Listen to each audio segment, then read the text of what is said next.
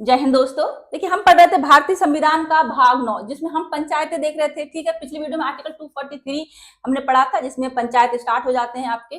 ठीक है, भाग 9 पढ़ रहे थे, जिसमें पंचायत है। हमने परिभाषाएं देखी थी, जिला क्या है, ठीक है, और पंचायत क्षेत्र किसको कहते हैं, जनसंख्या क्या है, ये सब चीजें पढ़ी थी हमने। आपने वीडियो ना देखा हो तो देखिएगा।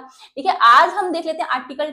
देखिए, नेक्स्ट आर्टिकल 243 ए भी पढ़ा था हमने। ठीक है, 243 में तो परिभाषाएं है। 243 ए में क्या था, ग्राम सभा थी। ग्राम सभा क्या है, उनको कौन कौन सी शक्तियां मिली हुई हैं, ठीक है, उनको मतलब राज्य विधानमंडल से उनको कुछ शक्तियां मिली हुई हैं, वो सब चीजें हमने देखी थी।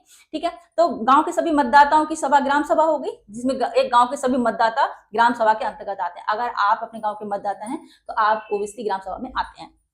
ठीक है, जितना समझ में आया। शक्तियां मिली हुई थी, चर्चाएं करते हैं बैठ के, ठीक है, योजनाओं का पूरा खाका तैयार होता है। तो ग्राम सभा में वो सब चीजें हमने पढ़ी थी, आपने वीडियो ना देखा हो, देखिए अच्छे से डिस्कस किया है हमने। आज हम देख लेते हैं आर्टिकल 243 बी है, जिसमें पंचायतों की गठन की बात की गई है। ठीक है, जिसमें पंचायतों का गठन प्रत्येक राज्य में ग्राम, मध्यवर्ती और जिला स्तर पर पंचायतों की गठन की बात की गई। तीन स्तरीय पंचायतों की बात बोली गई है। ठीक है, तो अगर आर्टिकल में दे दिया स्पष्ट गठन की बात, तो संवैधानिक मान्यता मिल गई, कानूनी मान्यता मिली हुई है, क्योंकि संविधान में दिया है। ठीक है, हमने आर्टिकल, जब आपने पढ़ा होगा ये 40 आर्टिकल, आपने 40 आर्टिकल पढ़ा होगा कि मतलब राज्य को प्रत्येक मतलब राज्य को क्या करना चाहिए, पंचायतों का गठन की बात बोली गई थी आर्टिकल 40 में। ठीक है, मतलब संविधान के आर्टिकल 40 में कहा गया था राज्य को ग्राम पंचायतों की व्यवस्था करनी चाहिए। उसका साकार रूप भी है ये। ठीक है, यहाँ पे मतलब गठन की बात बोली गई सीधा। वहां तो सिर्फ ये था कि कोशिश, मतलब राज्य को पंचायतों का गठन करना चाहिए, लेकिन यहाँ पे सीधा गठन बोला गया है कि प्रत्येक राज्य में 3 स्तरीय पंचायतों का गठन की बात बोली गई है। लेकिन अगर किसी राज्य की जनसंख्या कम है तो स्पष्ट दिया गया है, अगर किसी राज्य की जनसंख्या कम है, 20 लाख से कम है, तो वहां 3 स्तर की जरूरत नहीं है। ओबियसली यही जरूरत है, जनसंख्या कम है तो वहां पे 2 स्तर की पंचायतों की बात बोली गई है। ठीक है, ग्राम स्तर पर हो गया और जिला स्तर पर हो गया। ठीक है, पढ़ लेते हैं आर्टिकल, समझ में आएगा। देखिए, आर्टिकल 243 बी के अनुसार हर राज्य में ग्राम स्तर, मध्यवर्ती स्तर और जिला स्तर की पंचायतें संविधान द्वारा स्थापित करने का निर्देश दिया गया है। ठीक है, अर्थात पंचायती राज व्यवस्था को कानूनी और संवैधानिक मान्यता देने के लिए अनुच्छेद बनाया गया है। ठीक है, इस अनुच्छेद में अब बात स्पष्ट लिख दी तो पंचायतों को संवैधानिक मान्यता मिल गई। ठीक है, ठीक है जी, पंचायती राज व्यवस्था को कानूनी और संवैधानिक मान्यता मिल जाती है। ठीक है जी, देखिए खंड 1 दिया गया है, दो क्लॉजेस में। ठीक है, प्रत्येक राज्य में पंचायतों की त्रिस्तरीय व्यवस्था की बात की गई है। ग्राम स्तर, मध्यवर्ती स्तर और जिला स्तर पर पंचायतों की स्थापना की जाए। ठीक है, यानी गांव यानी ग्राम पंचायत, ब्लॉक पंचायत मध्यवर्ती पंचायत आ गई आपकी। ठीक है, और जिला मतलब जिला पंचायत आ गई जिला स्तर पर। पंचायत संविधान मतलब पंचायत संविधान द्वारा बनेंगी।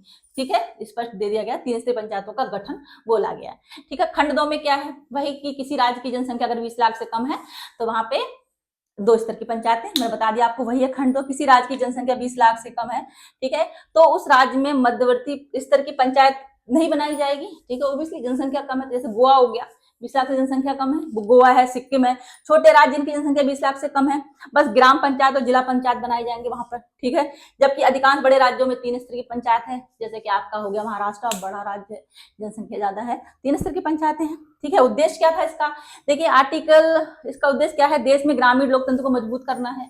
ठीक है, और स्थानीय स्वशासन व्यवस्था को संविधान में स्थापित करना है। 73वें संविधान संशोधन के पश्चात पारंपरिक पंचायतों को संवैधानिक दर्जा देता है।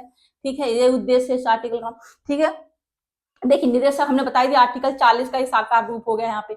आर्टिकल 40 में बात की गई थी कि राज्य पंचायतों का प्रत्येक राज्य में गठन करेगा। ठीक है, तो ठीक है जी, संविधान में आर्टिकल 40 में कहा गया कि राज्य को ग्राम पंचायतों की व्यवस्था करनी चाहिए, तो फिर राज्य को ग्राम पंचायत व्यवस्था करनी चाहिए, आर्टिकल 40 में दिया गया था, लेकिन इसमें साकार रूप दे दिया उस चीज को।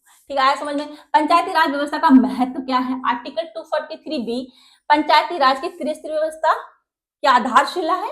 ठीक है, स्थानीय लोकतंत्र को मजबूती मिलती है। ठीक है, स्थानीय लोकतंत्र को मजबूती कैसे मिलती है, ग्रामीण स्तर पर लोकतांत्रिक शासन सुनिश्चित करता है। ठीक है, इसमें ग्राम सभा, गांव के सभी मतदाताओं की सभा और ग्राम पंचायत को शक्तियां मिली हुई हैं जो स्थानीय विकास की योजनाएं बनाते हैं। ठीक है, मैंने बताया था आपको पिछले वीडियो में भी हमने डिस्कस किया था। चर्चाएं होती हैं, ठीक है, समस्याएं अपने अपनी ग्रामीण लोग अपनी समस्याएं रखते हैं, ग्राम सभा की चर्चाएं होती हैं, ठीक है, कि प्रायोरिटी देखी जाती है कि कौन सी समस्या पे मतलब योजना पहले काम करेगी।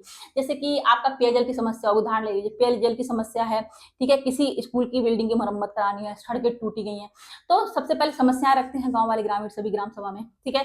उसमें प्राथमिकता दी जाती है कौन सी सबसे ज्यादा जरूरत है। जैसे कि पेयजल की समस्या सबसे ज्यादा प्रॉब्लम है, वो उसको सॉल्यूशन होना चाहिए, ठीक है। योजनाएं बनेंगी, फिर गांव वाले तय करते हैं कौन सी योजना कहाँ पे कब लागू होगी, ठीक है, कौन सी योजना को कहाँ प्राथमिकता देनी है। जैसे कि पेयजल की समस्या वो है, प्रॉब्लम है, तो उसको पहले प्राथमिकता देनी है, तो योजना वहां लागू हो जाएंगी।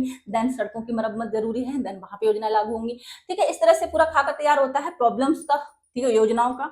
नेक्स्ट क्या करते हैं ग्राम सभा वाले, उस प्रॉब्लम को, ठीक है, वो खाका तैयार करते हैं योजनाओं का, उनको पंचायत को भेज देते हैं। पंचायत क्या करती है, नेक्स्ट लेवल पर भेज देगी, मध्यवर्ती स्तर या जिला स्तर को भेज देगी, ब्लॉक स्तर को, ठीक है।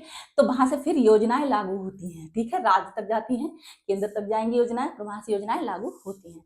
आया समझ में, ठीक है, ये सब प्रोसेस चलता है। तो स्टार्टिंग कहाँ से जाती है, ग्राम सभा से स्टार्टिंग हो जाती है, ठीक है। ग्रामीण लोग की सभा, तो ग्राम मतलब जो ग्राम सभा है वो कितनी ज्यादा इंपॉर्टेंस रखता है, ठीक है।